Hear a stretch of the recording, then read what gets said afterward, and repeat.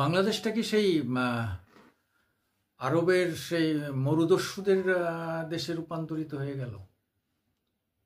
আগে যেভাবে মরুতে উটের কাফেলা চলতো, সেই কাফেলায় আক্রমণ করে সমস্ত জিনিসপত্র লুটপাট করে নিত দস্যুরা, এমনকি মেয়েদেরও লুটপাট করে নিত, আর বাকিদের পুরুষদের সব খুন করে চলে যেত। তা এখন কি বাংলাদেশের মতো একটা সুজলা সুফলা শান্তশিষ্ট নাতিশীতোষ্ণ এলাকার মানুষ এত এত ভয়ঙ্কর? সে তো মরুর দেশের লোক, এমনিতেই গরমে তিক্ত বিরক্ত হয়ে তারা একটু উষ্ণ মস্তিষ্কের থাকতো। বাংলাদেশে তো এই হলো। বন্ধুগণ, আমি সুকুমার দেবনাথ আমার আজকের দিন ইউটিউবে আপনাদের সামনে এই বক্তব্যটা নিয়ে এসেছি। আপনারা যদি পারেন আমাকে একটু সাবস্ক্রাইব করিয়ে দেবেন। আমি সবাই শুরু করেছি। যাই হোক, মানে সত্যি দেখার মতো নয়, দেখা যায় না কোনো মানুষ সুস্থ অবস্থায়। এই যে সমস্ত কিছু কিছু জায়গায় ফেসবুকে টোকে আমরা দেখছি যে ওই মৃত্যুর দৃশ্য দেখাচ্ছে, দেখা যায় না। কিছুদিন আগে একটা অর্ধ পাগল ছেলেকে ঢাকা ইউনিভার্সিটিতে ছাত্ররা তাকে প্রথমে খুব পেট পুড়ে খাওয়ানোর পরে তাকে পিটিয়ে মারল। কি পৈশাচিকতা! ছাত্ররা, কোমলমতি ছাত্র, আমরা জানি তারা শিক্ষা লাভ করতে আসে, কোমলমতি থাকে, তাদের মধ্যে সুস্থ চেতনা থাকে, বোধ থাকে, তারা সমাজের কথা ভাবে, পরিবারের কথা ভাববে, নতুন সমাজ নতুন দেশ গড়ার তারা স্বপ্ন দেখাবে দেশকে। সেই তাকে ভাত খাইয়ে, পেট পুরে ভাত খেয়ে, এটা অর্ধ পাগল মানুষ, মানে কত 30-32 বছর বয়স, তাকে পিটিয়ে পিটিয়ে মারলো। আর কি উল্লাস করলো!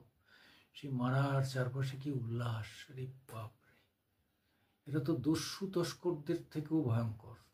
কি করে এটা সম্ভব?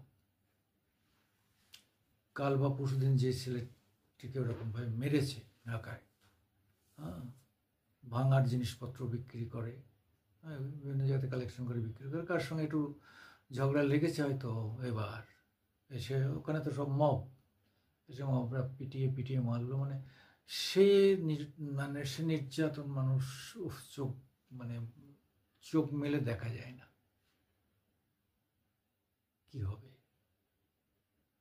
কি হবে দেশে? আবার অন্য দিক থেকে বাংলাদেশে যেমন ধর্ষণের পর ধর্ষণ হয়েই চলেছে। বাড়িতে ঢুকে ধর্ষণ করার পরে তাকে আবার উলঙ্গ করে পাড়ার লোক ডাকছে। ভাবতে পারেন কি পৈশাচিকতা! একটা মানবিকতার শেষ মুহূর্তে চলে গেছি আমরা। আবার এখানে কসবা টসবা যা হয়েছে, আবার আজকে আইআইএমে সে হলো আমতলার আইআইএমকে নিয়ে, সেখানেও কি রাঁধুনি নাকি কোনো একটা মেয়েকে, তরুণীকে ধর্ষণ করছে, ইত্যাদি ইত্যাদি। এই যে ব্যাধি, এটা আমাদের সমাজ জীবনে ছিল, আছে, থাকবে, কিন্তু মাঝে মাঝে হঠাৎ করে এটা বেড়ে যায়।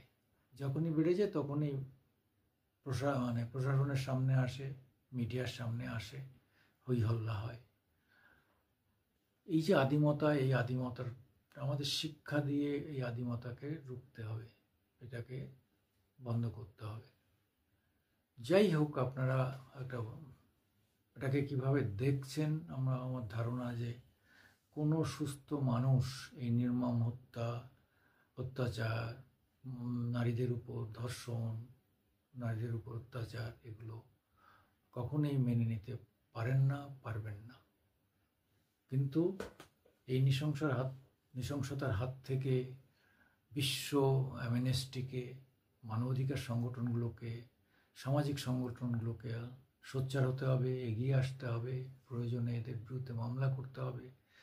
যদি প্রশাসন কোনো ব্যবস্থা না নেয়, এদের বিরুদ্ধে মামলা করতে হবে। যদি বাংলাদেশে না করা যায়, আন্তর্জাতিক পর্যায়ে মামলা করতে হবে, আন্তর্জাতিক মামলা করতে হবে।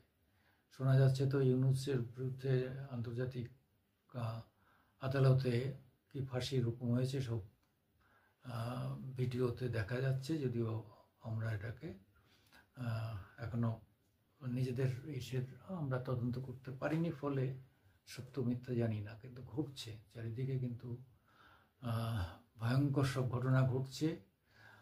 ইউনাইটেড নেশন অর্থাৎ জাতিসংঘ চুপ করে বসে আছে।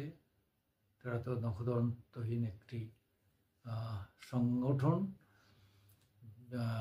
বিশ্ব মানবাধিকারের মধ্যে অ্যামনেস্টি ইন্টারন্যাশনাল সব থেকে জোরালো আমেরিকার, তারাও কিন্তু সক্রিয় না।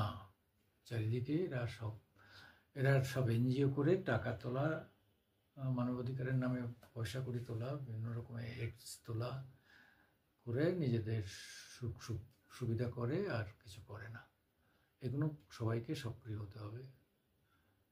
আমি সুকুমার দেবনাথ আপনাদের কাছে মাঝে মধ্যে আসি। আপনারা যদি আমাকে একটু সাহায্য করেন, আমাকে একটু সাবস্ক্রাইব বাড়িয়ে দিয়ে। হ্যাঁ, নমস্কার, সত শ্রী আকাল, আদাব।